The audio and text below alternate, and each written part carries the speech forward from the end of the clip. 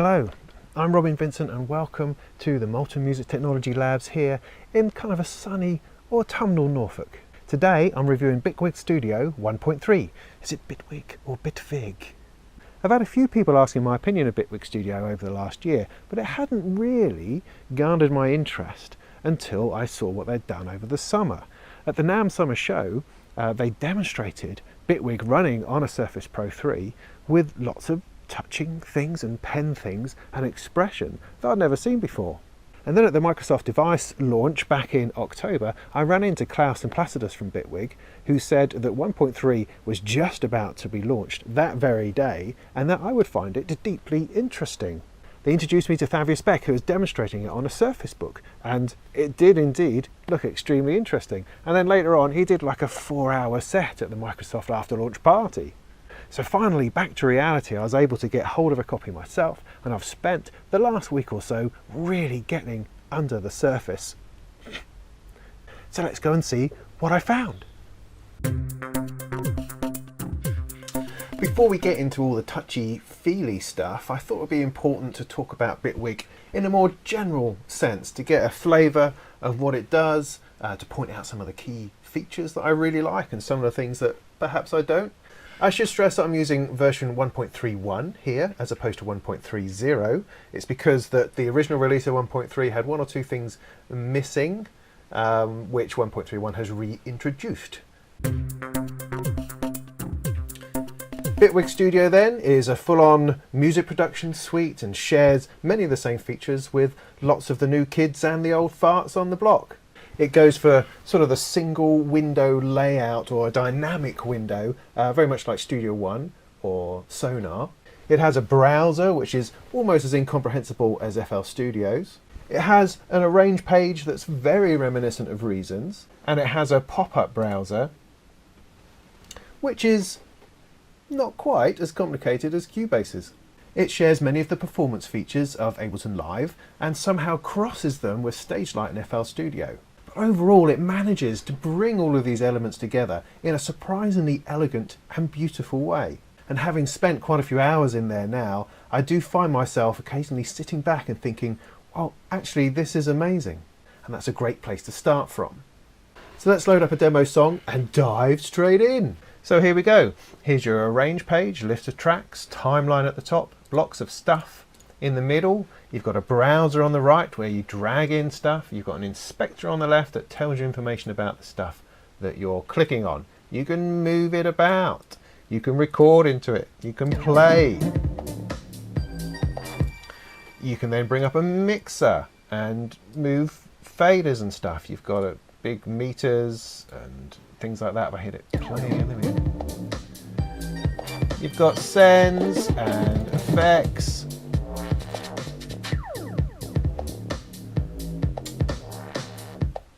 All the usual stuff going on. If I go back to the arrange page, I can double click something and bring up an editor in a piano roll style, or you know, whatever you want. Or I can click on an audio file and similarly edit that.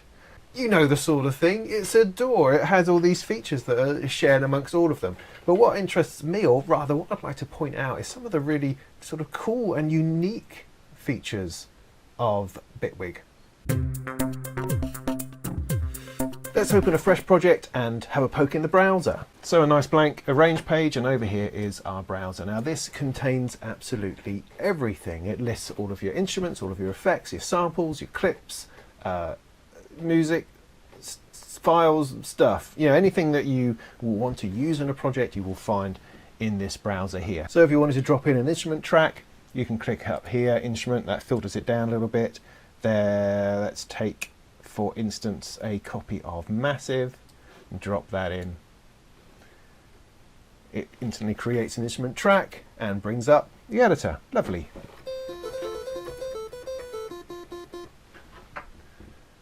Super. Similarly, I could pick up an audio effect.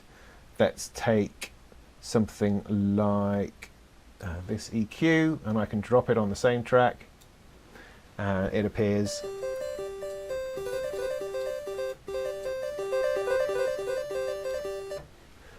Like so. Drag and drop. Very simple. We've seen this in in other DAWs like Studio One, FL Studio, Cubase now of course. And it's a very handy and quick way of working. It also contains all of your samples. So, you know, sample, sample, sample, drag that in, there's a sample, oh, look, there's another one. La-di-da, I can do that all day, and each one automatically creates an audio track. Simple. It also has clips, which are mostly MIDI. I mean, clips, this is a clip, this thing here is called a clip. And Bitwig comes with a ton of ready created clips. So for instance, here's what's called a throat synth. I'm going to stick that down, and that's a bunch of MIDI, which has automatically loaded up a particular synth within Bitwig that's associated with that clip. Now you can create your own clips and save them to the same place, so you can then build up a library of clips and interesting things that you've created to use as building blocks. Now the browser does a perfectly adequate job of sorting, filtering and supplying all of these bits that you need for your project. However, it is a massive list of text and is not particularly interesting to look at. It's quite easy to get lost and confused, at least I found it that way. And personally, for me, I prefer the way that Studio One does it, that FL Studio does it, where they have these thumbnails of the actual instruments and plugins you want to use that make it so much more easy to find. Because trying to find what you're after until you get the hang of it, perhaps, I just find it difficult, because you know, it's just a list of stuff. It all looks the same. They've got these little icons, sure, that are helpful, but it's very small and very cluttered. And actually, you know, I don't know what half of these things are or what they're supposed to look like or what they do. So maybe that's just me. I don't know. So personally, the browser is very useful, but I don't think it's as good as it could be, and is actually probably the least elegant part of the entire program. Moving on, now that we've got some stuff in the arrange page, let's see how we can use that and edit that. So here I've got my bunch of things I've just thrown in.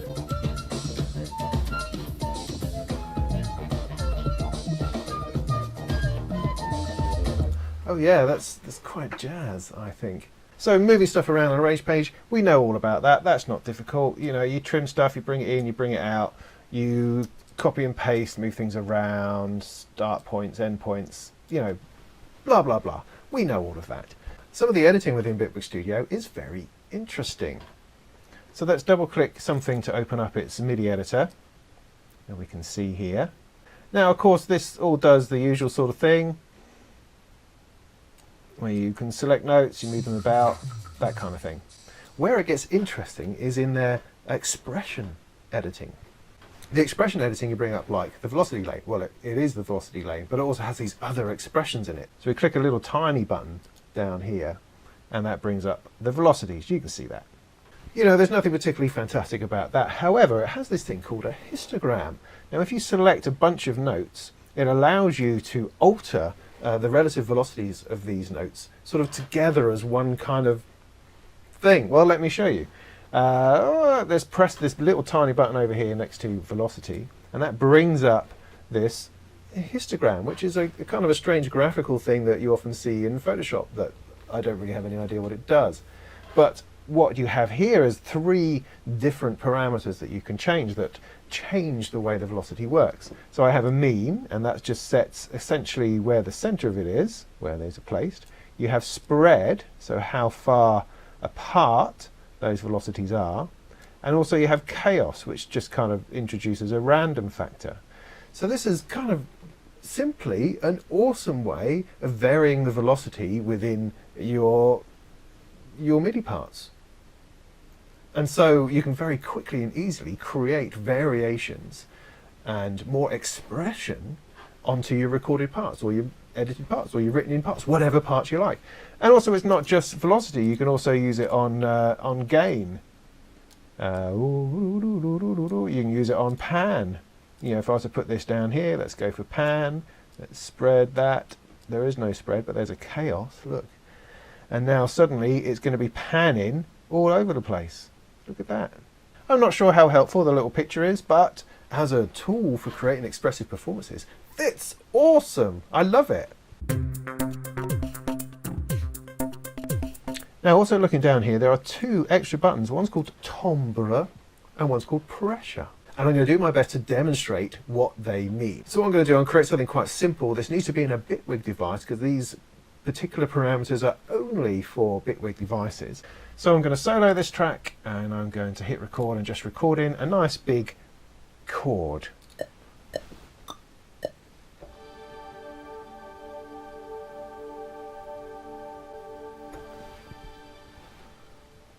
That'll do, we'll have that. I'll stick that a little bit there. I'm just going to bring that down to here.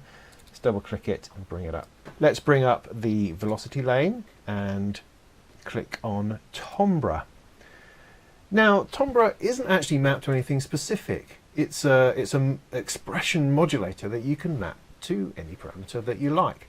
Now, what's special about it is that it's a modulation device which affects notes completely individually or independently. And this is not something that's within the regular MIDI spec. If you're playing a keyboard, any parameter that you move tends to affect everything that you're playing. So you push the pitch wheel and everything pitches up. Press modulation, everything is modulated.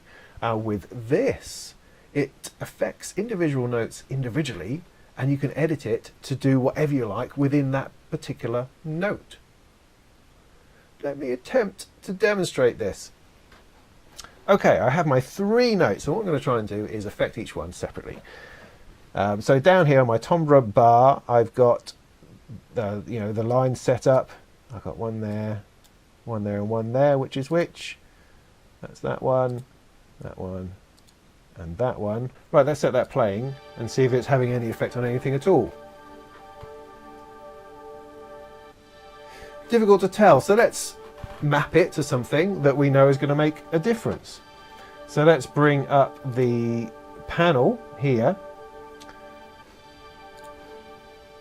Okay, now down here at the side of this polysynth, this is one of Bitwig's devices, we have this sort of list of modulators. So timbre is this one. I can click on it, then let's pop over here to cut off, which is always a good one. And let's see whether that has any effect.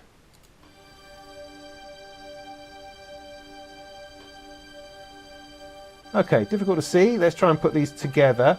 What I'm going to do is I'm going to mute a couple of the notes. Okay, now I'm going to take the timbre of this bottom note and I'm going to change it, or let it change over time.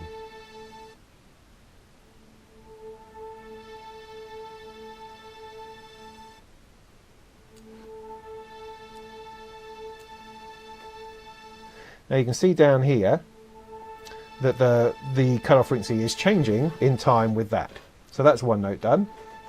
Let's stick in this top note, let's unmute that, and let's affect that differently.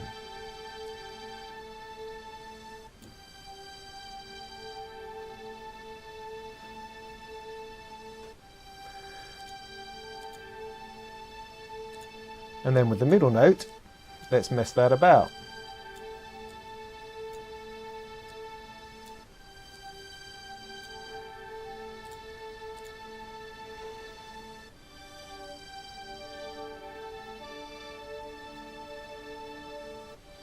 So you can see that the 3 notes within this chord are all having the filter cutoff affected independently.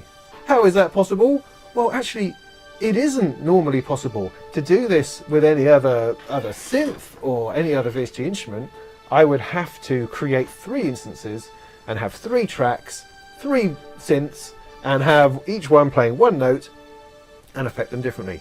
But with this timbre control mapped to a control within the polysynth, I can affect each note completely independently. Now pressure is a very similar idea. It's not actually mapped to anything in particular. You can map it to, again, whatever you like. So we can go to pressure and I can stick the pressure thing down here. What should we do? Should we do resonance? That always seems like a good partner for cutoff. So let's do that. And then let's mess this about in here. So let's take one of these, up there somewhere. There's another one. So these are all, independent, like so. Let's see how that sounds.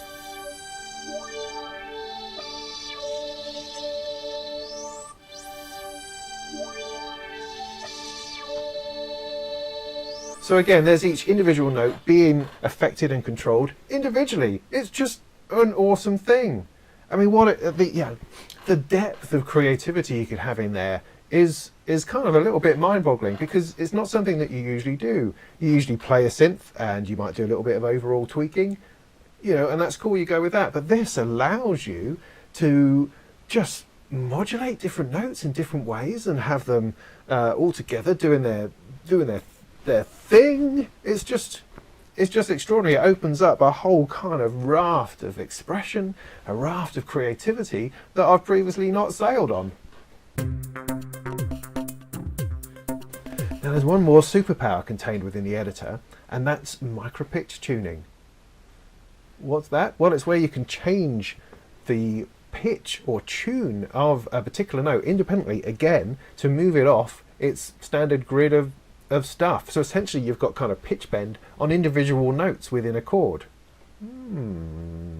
So let's have a look at that.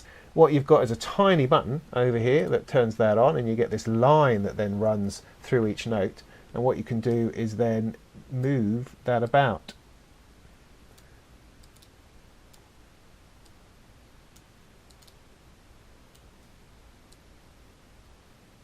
Like so. At the moment it's stuck to semitones. Let's just see what that sounds like.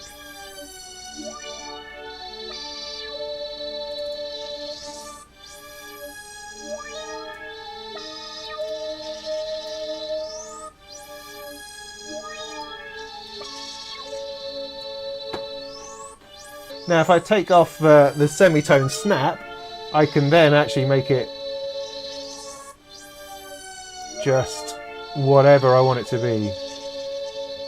So what possible reason could I have to want me to do that? I have no idea, but I'm really looking forward to finding out how that's going to work and how that's going to affect the sort of music that I make. These controls form part of kind of an expanded MIDI spec that they've amazingly named Multidimensional Polyphony Expression, or MPE. And we're starting to find this on sort of creative controllers like the Seaboard Rolly, that black weird fudgy thing that allows you to do individual expression on individual notes. And this sort of thing is slowly being supported by other plugins and other makers of instruments. So hopefully we're going to see a lot more of this kind of thing. Also, the pressure parameter sounds an awful lot like it could have something to do with the Surface Pen.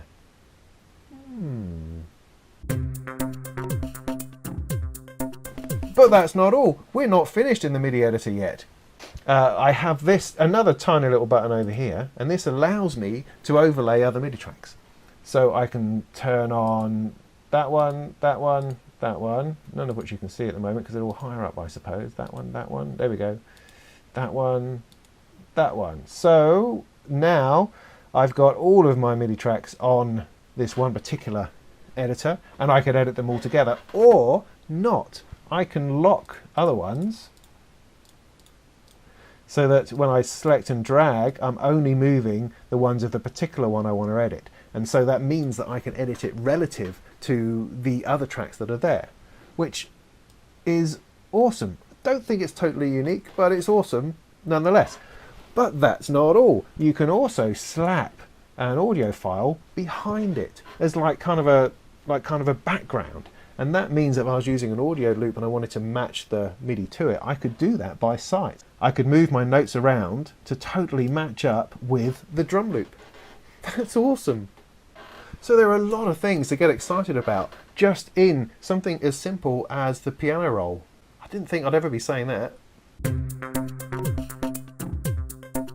So let's have a look at the audio side of that. And I've got a sample here. Now, what's interesting about this, I mean, you know, it lets you do all the normal sort of warping, adding points, you know, warping backwards and forwards, stretching, that kind of thing. Yeah, that's all fine. What is interesting is that the sample and the clip are actually independent of each other. So each clip can contain as many samples as you like. It's not just one sample, one clip, which means I can drop different samples into here. So let's put like another sample like this. Let's put there we go. So I can stick another sample in, and I'm going to split that up like that, and then I'm going to delete that bit. Oh, did I do that? I don't know. like that. Let's pick another sample, slap that in there. So this is all within the one clip, and now as I put my bits and pieces together and how I want that to be, I can then save that or drop that into my clip library over here and save it for another time. So all I'm trying to say really, that the audio clips within Bitwig are not dependent on the samples. You can edit the samples individually within it, put more in, take more out, move it all about, that kind of thing. That's pretty cool. Now the other side of the arranger page is its clip launcher. Press an alarmingly small button down here and up comes this grid, which is the clip launcher view, and this allows us to use it in a more of a performance orientated way. Or does it? Yes, it does, but actually the clip launcher has two views. We'll look at the other one in a minute, but this one is tied to the arrange page, and what this does is gives you an opportunity to use sort of performance-based clip launching along with arranging your song. Because one of the things that always frustrated me with Ableton Live is kind of the lack of connection between your session view and the arrange page. So you could record the output of your session view into the arrange page, but then the connection between the two after that gets really fuzzy, or maybe it's just me, but I could never really understand from that point on, what the heck's going on. Bitwig does this differently. With this clip launcher here and the arrange page here, although these are two independent sort of playing engines, if you like, you can drag and drop between the two. So I can take my clip from here and drag and drop it over here. So as I drag in a clip from the arrange page to here, I now have a bunch of sort of looped clips within my clip launcher that I can launch completely independently, or I have them in my arrange page. And I can swap between the two. So I can start everything going here. So do you see the cacophony you can easily create in no time at all? So as you play a loop in the clip launcher, the track in the arranger is grayed out because these are the same, they're still following the same track. Do you see that? So as I play something in here, it's not playing here. But if I want the arranger to play, all I've got to do is tell it to do so. So I've now enabled this second track, is now playing in the arranger with this one alongside it.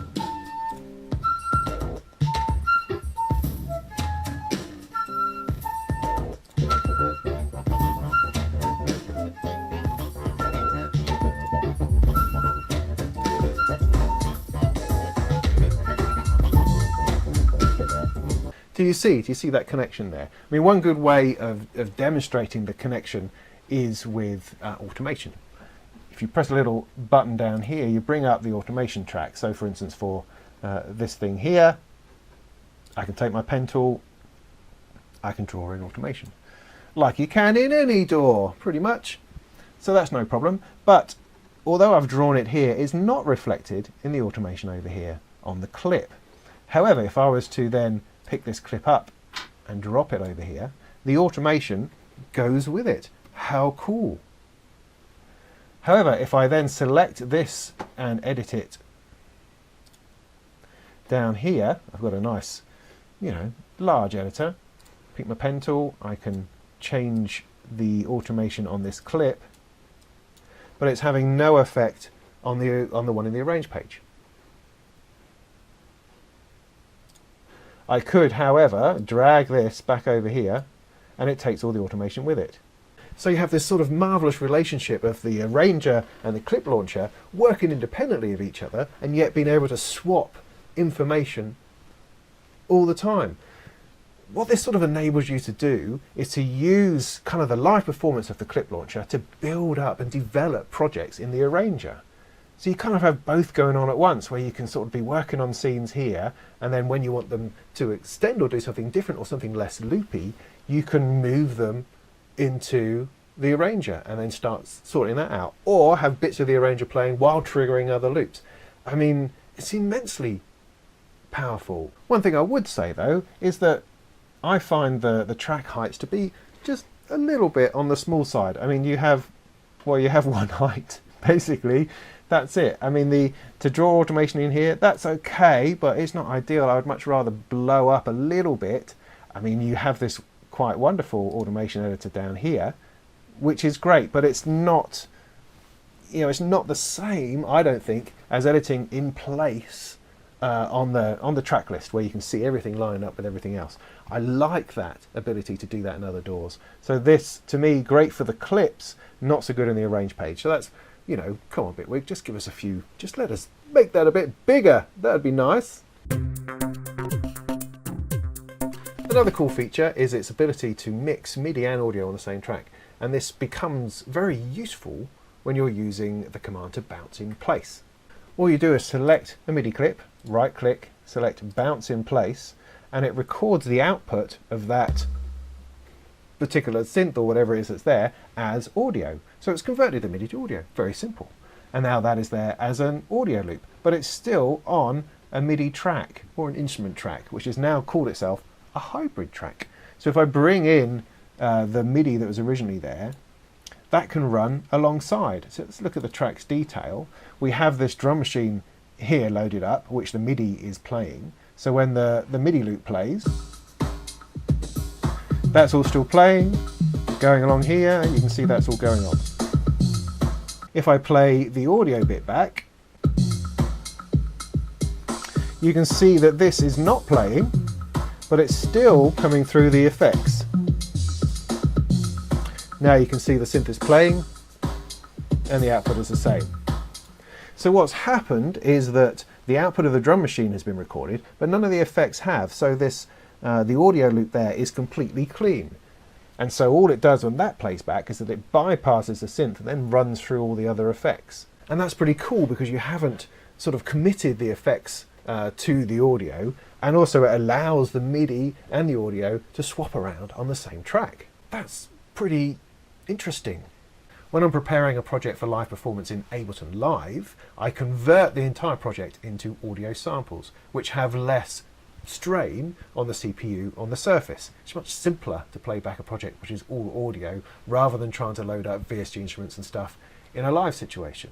So to do that in Ableton, you have to freeze each sort of track, and then you create a new audio track next to it, and then you copy off the frozen tracks to the new audio thing, which will then be there as samples. And it works. I mean, it's a bit of a faff, but it works. It's good, and I've been completely happy with that. With bounce in place here, it makes that just so much quicker. I can just select everything that I want, bounce it in place, and boom, it's all audio. But bouncing in place and freezing tracks is not the same thing. When you freeze a track, you are converting the output to audio, but the synth stays the same, and the MIDI is all still there, sort of hidden behind it. So you can then unfreeze it, re-edit it, freeze it again, and the audio changes. With bounce in place, you bounce to audio, and then essentially the MIDI clip has gone, it's been replaced. And there's no sort of walking backwards. You can't unbounce it, re-edit the MIDI, and then rebounce it. And also with bouncing in place, the VST instrument or the device you're using is not unloaded or disabled. It's still there, so it's still using up CPU. So once I've bounced everything in place, I'll then have to go through and delete all of the instruments. I guess to make it more similar, you would just make copies of everything. So I have my audio loop there. I can take a MIDI version of it and stick it out of the way somewhere, so I can come back to that and rebounce it if needs be. So bounce in place is not freezing. It's not quite that, and perhaps has its own pros and cons, but for simply converting a project into audio samples, it's very, very quick and easy. Bitwig comes with a small number of instruments and a whole bunch of audio effects, which they call devices, and these are all used within their devices panel, including VST effects and VST instruments as well. It all takes place in this little band down the bottom here. So for instance, if I pull in a Bitwig instrument, like the Polysynth, I can drop that down there, and there it is. It's got a preset folder,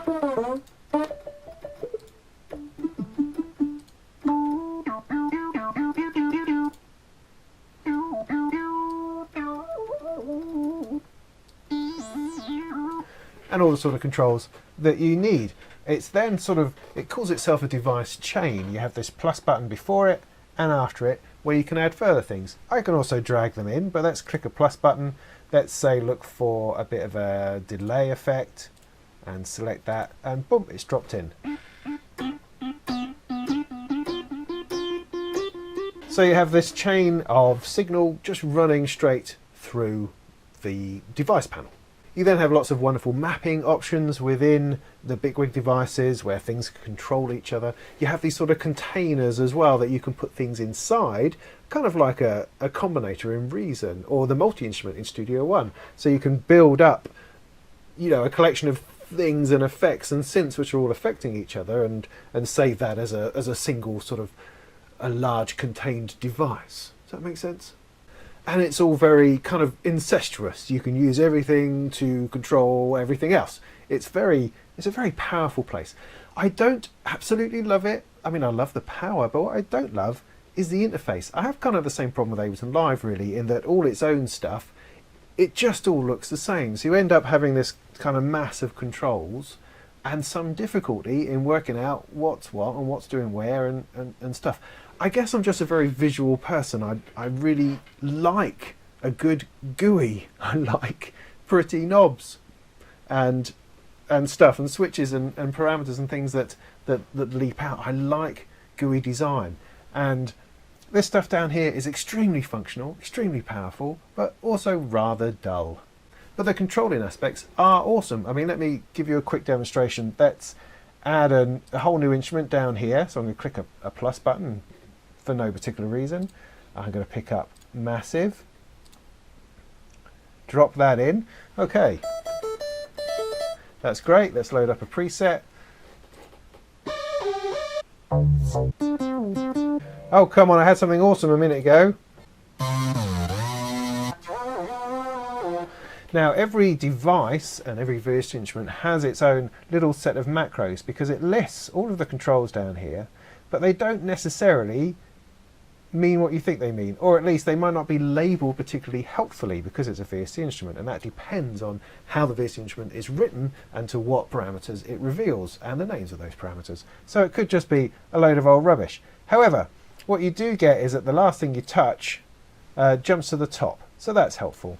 But what I can do is I can set up a little patch of macros here, these 8 buttons, which allows me to map these directly to different things in Massive. So for instance, I've got the filter cutoff, so I'm going to press my little button here, I'm going to go wham, and then press that, and I should now have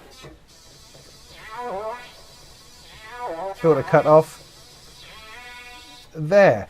Why is that important? Why don't I just scroll down there? Well, it just makes things easier. So I could also pick up the resonance, for instance, click on that, that's now appeared at the top, and I can make this one control the resonance.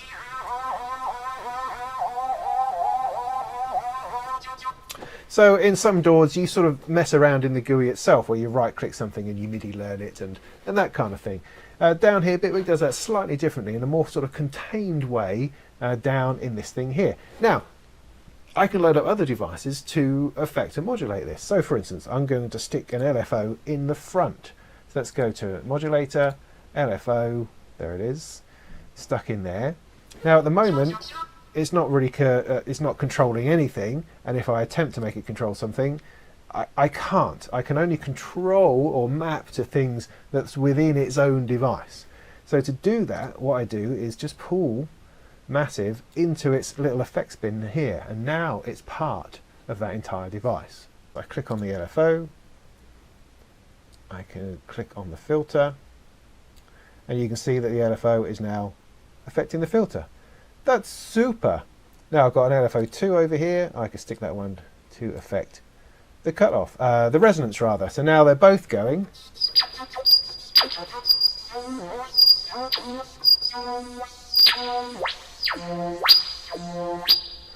In kind of a mad way, which is awesome. We love that. So within the device's kind of ecosystem is an extremely powerful way of modulating and connecting things together to create really interesting sounds. I just wish their own devices had some of their own GUIs and their own kind of character and a more visual way of editing and accessing them. It's a bit like with Reactor 6. I mean, previous to that, all the other versions, Reactor just seemed a little bit impenetrable. Everything was complicated and very very sort of high-tech and synthy and nerdy, whereas with the new version with their blocks, everything has become simplified. And you're given an interface which is far more accessible, and I think Reactor 6 has now opened itself up to a whole new audience because people can grasp it and start using it creatively without having to be a complete synth nerd. And I would love to see Bitwig do something like that to its own devices. Right, the last bit to look at is the mixer. The mixer, it's a bit like any other mixer. You start stuff playing. Oh, it's a mixer! And I can mix levels and panning and that kind of stuff. One thing I would say is that it's just a bit stumpy.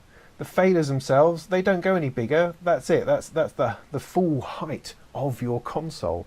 And for me, I would just prefer a greater throw, more resolution in those faders. So, come on, Bitwig. That's something that's not difficult to do, surely. But as it is, you know, it works, it's functional. You've got these big metering area at the top, you've got your sends, you've got your insert points, all the usual things that you would expect. However, there's something else in here. If I press another tiny button just over here, I've got a clip launcher. Now the clip launcher looks very much like Ableton. In fact, it matches the Ableton session view, which is a good thing because I'm used to Ableton and so this is familiar territory. But what this actually is just a different orientation on the clip launcher we have with the arranger. If I take off these meters for a second and just calm the mixer down a little bit, leave those in, leave that down, don't need that bit, okay. So this is the Ableton sort of style view, and similarly in here I can press a scene, or I can trigger individual bits.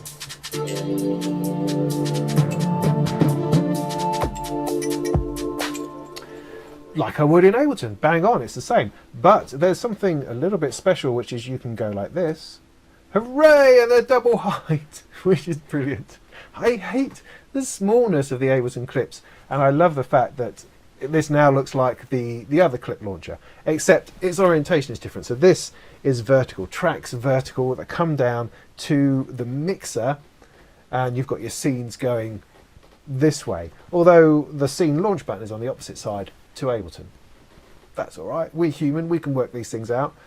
But this, for me, is the ideal performance space because you have the included mixer, which works and it's all coherent. So this is what I want to see.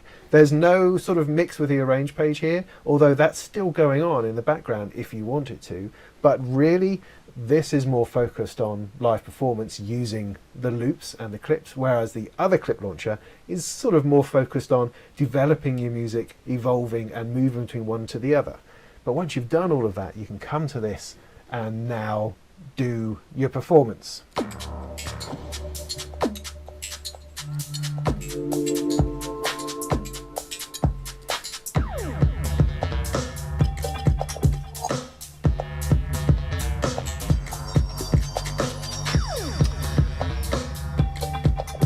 You can see inside that as it plays, you've got this line that goes across that shows you how fast it's playing, where it is, and you've also got within the clip a representation of what's going on, so the MIDI notes or the audio, which is extraordinarily useful.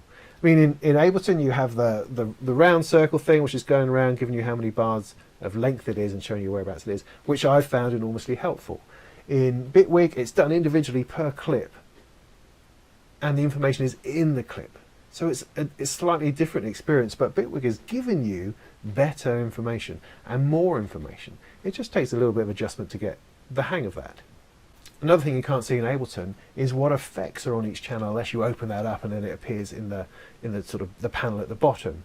Whereas in this view, I've got a list of exactly what's on each channel as an insert point, like a normal mixer, like everybody else does, which is great because that information is there and I can then click on it and open the right panel in order to start editing it. Once you get into the clip launch place, you'll find that individual clips actually have a lot of power. If I select one here, we then have this information, our inspector bar, which appears on the left. And you've got all sorts of things like, start and stop points, obviously, but if it's a loop, you can offset the start point so that the loop starts and then loops in another place in the clip. So you can set that up here, the actual loop size as well as the start and stop of the clip itself. You can decide whether it's a loop or whether it's a one-hit deal. You can add quantize and shuffle if it's a MIDI clip, and you can also set the launch quantization. So whether it launches immediately when you click on it, or whether it waits a bar, or the next 2 bars, 4 bars, next beat, whatever. And one important feature is the next action button, which once it gets to the end of its loop, you can decide what it's going to do next. And this is really good. This is something I struggled with in Ableton Live. I could never work out exactly how to do it, and every time I then discovered how to do it, I then forget it the next time I came back to do a project. Whereas here, it's right here. So I turn its loop off. I can then, at the end, I'm going to go play random. So once it gets to the end, it's then going to go to a random clip.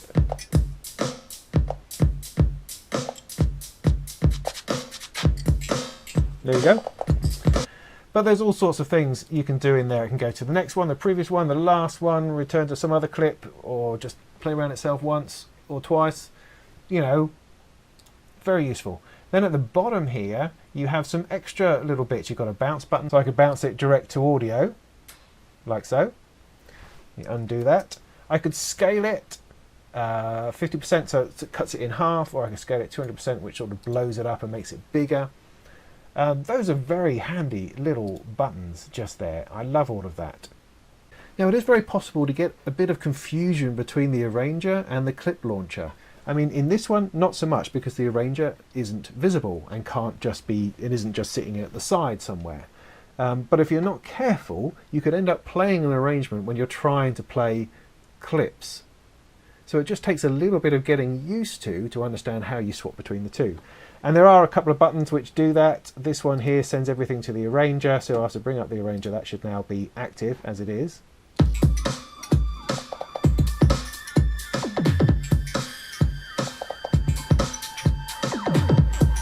And the only way really to bring it all back to the clip launcher is to hit a scene.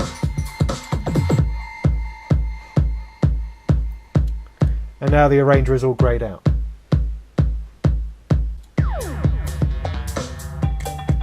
So I can press this button here and that'll take us back to the arrange.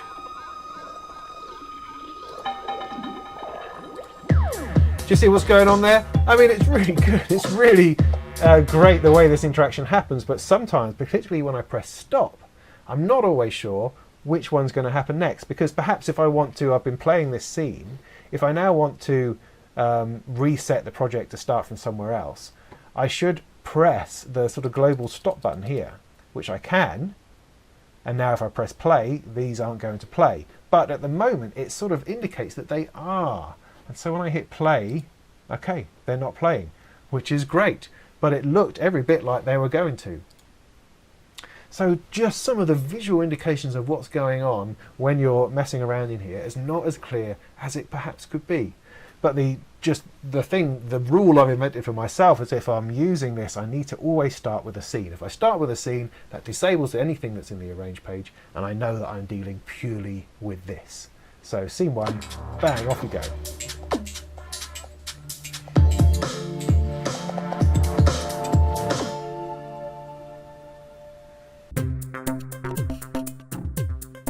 So just to round this up, there's one more thing I'd like to talk about, which is recording on the fly, which is something, again, I've struggled with in Ableton Live. I don't know, maybe I'm just rubbish at these things. I don't know. But it's something which, if you're, in order to improvise in a project, you've got something going and you just want to record something in there which then loops in perfectly. How do you do that? Well, recording in Bitwig is very simple. You've got one of your tracks here. I've got my what's it going. I can hit on a record thing and go.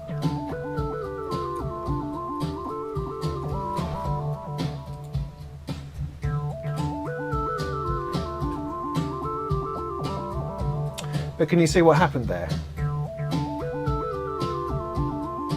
Although it's created a perfect loop, which is awesome, what I wanted, I didn't want that gap at the end, but of course between the ending of playing and pressing stop, there's a gap, and so it creates an extra bar that you don't necessarily need. You might just want it to loop straight round.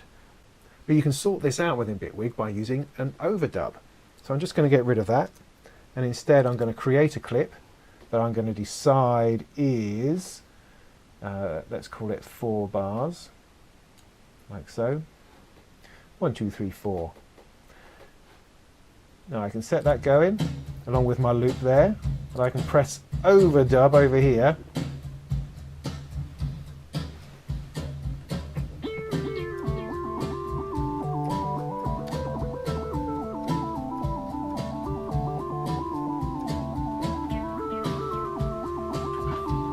And you see it's creating that perfect loop.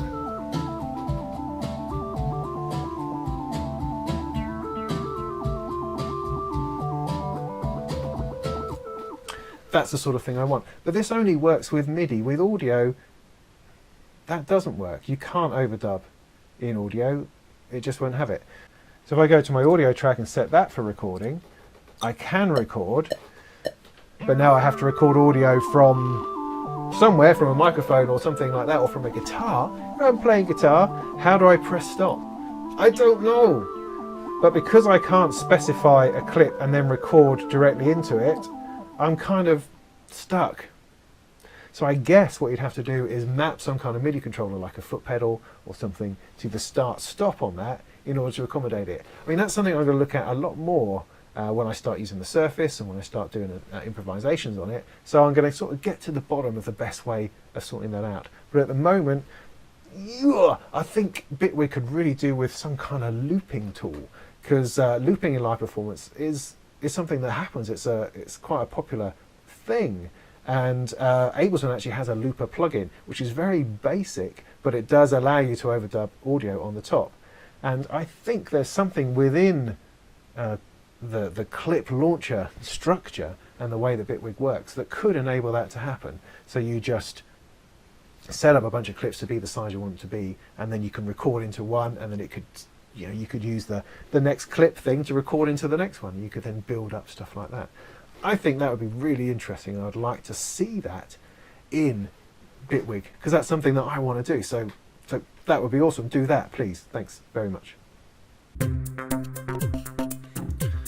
So to sum up this overview of Bitwig then, Bitwig Studio just has an enormous amount going for it. I mean, in terms of just being a DAW, it does everything that you need, but there's also hidden levels of kind of extreme expression and creativity in the timbre and pressure thing, in the micro tuning, in the automation, in the way that the clip launcher and the arrange work together and inside of each other is just phenomenal. I mean, it runs rings around Ableton Live without any problem. Bitwig Studio does only come with a couple of synths, an organ and a sampler, so they're not particularly generous on the instrument side. However, there's a whole stack of audio plugins and just reams and reams of presets, so there's a lot of stuff in there to get you going. I would like to see the devices thing evolve into something which is a bit more visually pleasing.